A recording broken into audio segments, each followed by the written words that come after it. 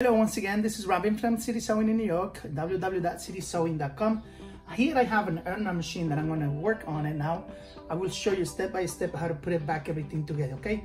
So this machine had a broken needle bar. I'm going to replace it now with a new one. So let's jump into it.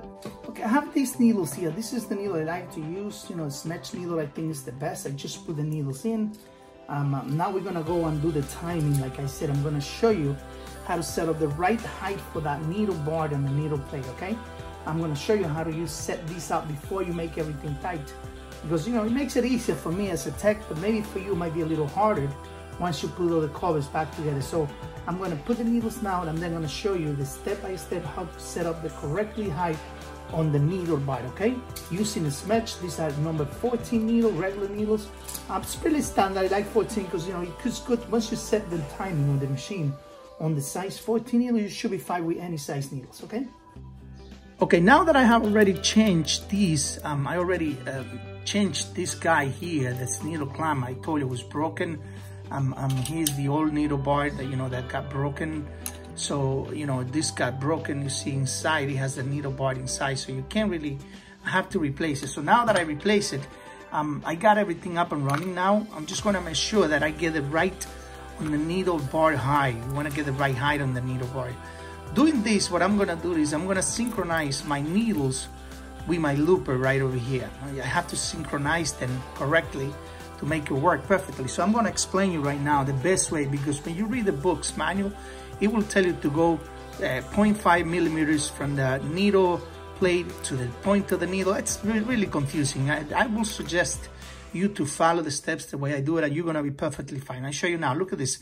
Now that I'm gonna do is just turn the wheels away from you, overlocks run away from you, and this is what you wanna keep an eye on, right here, right here. This is your looper, and this is your left needle, okay? This is your left needle, and this is your left looper, the looper that comes in and out, this way when you're sewing. So what you wanna do is, the best way to get, this is for the height. Remember, this is just to get the right height.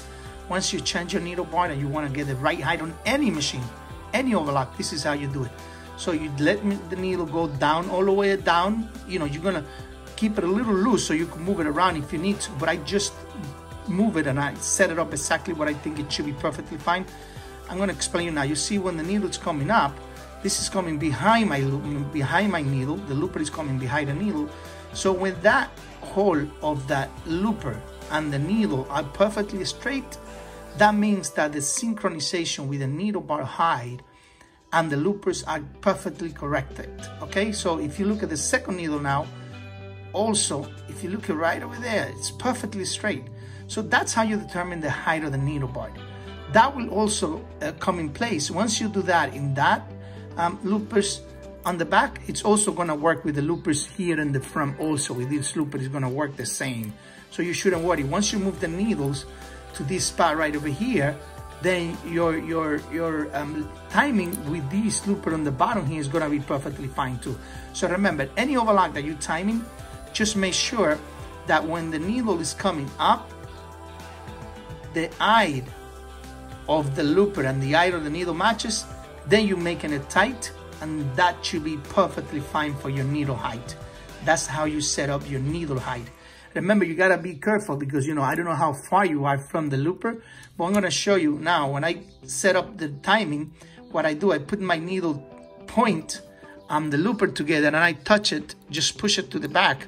I don't wanna see that needle jumping. You know, when the needle comes in, the looper comes in and it makes the needle jump this way, then it means that it's hitting it too much. You don't want that. You want it just to gently brush it on the back. Just touch right slowly on the back, you know. You're pointing there, and then you take your pin or anything or a screwdriver and push back. You see there's no space right over there. There's no space. It's moving to the left, but not to the back, okay? Because you can be hitting, but it can't be far away, because you make him far away from the needle to the looper, then it's gonna start skipping. But right now, we're only worrying about the height of the needle bar. Remember I told you I replaced this clamp? So when you replace that, you have to move your needle bar up and down, okay? There you go. Start coming up. Make sure you match your hole on the needle and the hole on the loop and making it tight, you'll be perfectly fine. Okay, now I've already finished setting up this side here. You know, this is where the needle bar is on, you know, the clamp for the needle bar. This is all tight. Before I put all these covers back, I make sure that I tighten everything. Everything is nice and tight and secure. So like I said, I showed you before how do you set up the needle bar height. So this is all good to go. Now I'm just gonna continue putting the covers on. There's 2 screws here that's gonna hold the back cover. Those are the only 2 screws that you gotta make sure you put it in there and you'll set it up.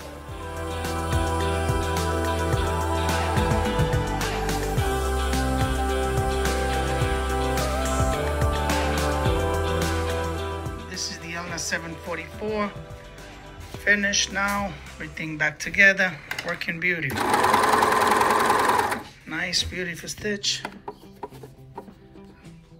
Exactly what it needs, everything working perfect. Thank you for watching. Again, this is Robin from City Sewing. I just finished now setting up these Elna 744 overlock. Nice stitch, everything is ready to go.